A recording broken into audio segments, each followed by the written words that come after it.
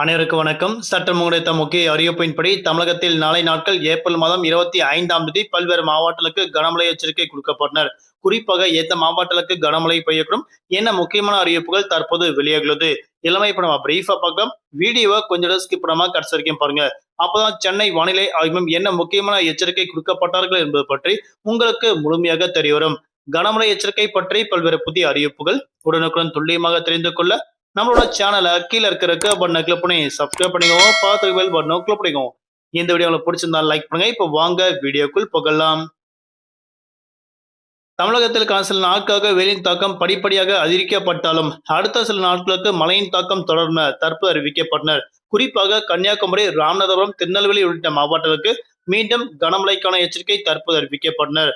தமிழகத்தை பொறுத்தவரை காலை 11 மணி முதல் மாலை 4 மணி வரை இயல்பை விட கூடுதலாக வெயிலின் தாக்கம் அதிகரிக்கப்பட்டாலும் அடுத்த சில மணி நேரத்திற்கு மழையின் தாக்கம் தொடர்வதாக அறிவிக்கப்பட்டனர். குறிப்பாக வளிமண்டல கிழக்கு சுழற்சியின் காரணமாக அடுத்த 4 முதல் 5 நாட்களுக்கு மிதமான மழை தொடர்ந்து அறிவிக்கப்பட்டனர்.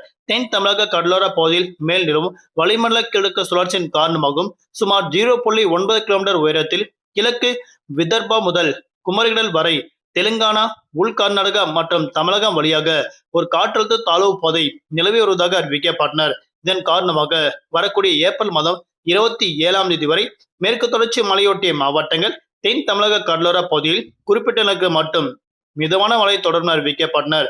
ஏனைய தமிழகம், புதுவை, காரைக்கால் ஆகிய பகுதிகளில் பெரும்பாலும் வறண்ட வானிலை நிலவக்கூடும் அறிவிக்கப்பட்டனர்.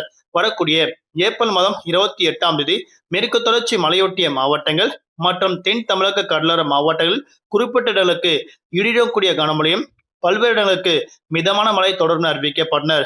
ஏனைய தமிழகம் மற்றும் புதுவை, காரைக்கால் ஆகிய பகுதிகளில் பெரும்பாலும் வறண்ட வானிலை நிலவ உள்ளதாக தற்போது அறிவிக்கப்பட்டனர்.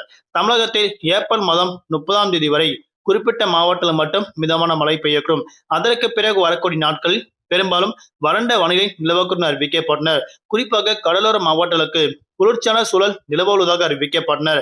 தமிழகத்தை பொறுத்தவரை காலை 11 மணி முதல் மாலை 4 மணி வரை இயல்பை விட கூடுதலாக வெயிலின் தாக்கம் படிப்படியாக அதிகரிக்கும். மதியம் 12 மணி அளவில் உச்சக்கட்ட வெயில் வெப்ப அலை வீசக்கூடும் அறிவிக்கப்பட்டனர். ஆகியால் அந்த நேரங்களில் மக்கள் அத்தியாவசிய தேவைகளுக்கு மட்டுமே வெளியே செல்லுமாறு தற்போது முக்கிய அறிவுறுத்தல் ஒன்று கொடுக்கப்பட்டனர்.